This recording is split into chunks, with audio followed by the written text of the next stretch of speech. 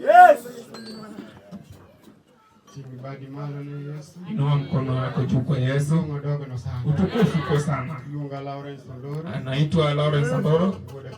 Anatoka Kabondo. Wacha ajitambue kwanza.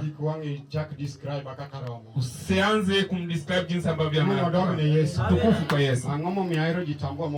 Sababu gani anapenda kujitambua ya kwanza?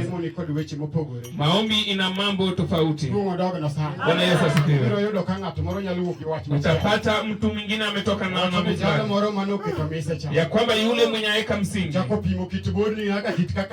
ataanza kulinganisha na jinsi ambavyo unakuwa. Bwana Yesu asifiwe.